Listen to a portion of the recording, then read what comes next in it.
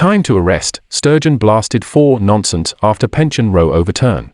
Faced with the ongoing tense situation, SNP is deliberately making unreasonable allegations that lead to more serious mistakes. Did Sturgeon ever manage to get anything right out of his miserable life? I very much doubt it. Do Scottish voters realise that if they achieve independence, Parliament SNP members will receive a UK pension? That will keep Fat Contola in pies. I bet he's not happy about sharing that with Scottish voters. Nicola Sturgeon's claim that an independent Scotland could still profit from a UK-wide pensions plan is total nonsense, according to a Scottish Conservative lawmaker.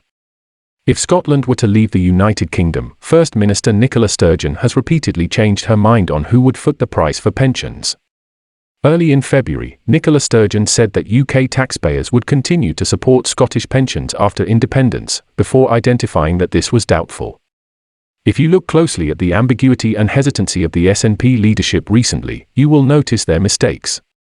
Stand alone, it's just what it says. You stand on your own 2 feet, then you don't pick and choose the bits you want and the bits you don't. That's where the line is drawn as you like. SNP seem to be people jostling and confused over simple matters. Taken from another perspective, by the time an independent Scotland has paid their state pension, child benefit or endowment to more than half of their population, there will be no backpacks left.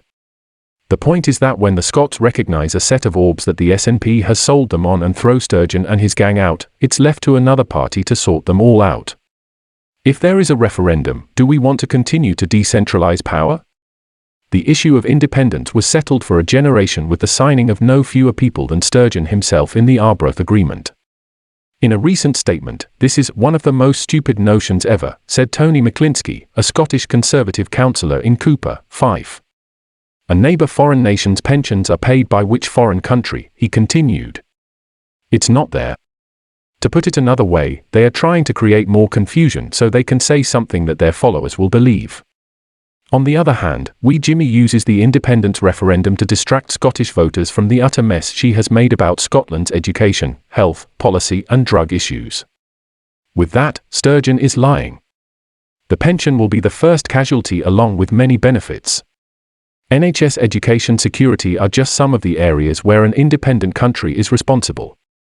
They couldn't even book 2 ferries without delays and increased volumes.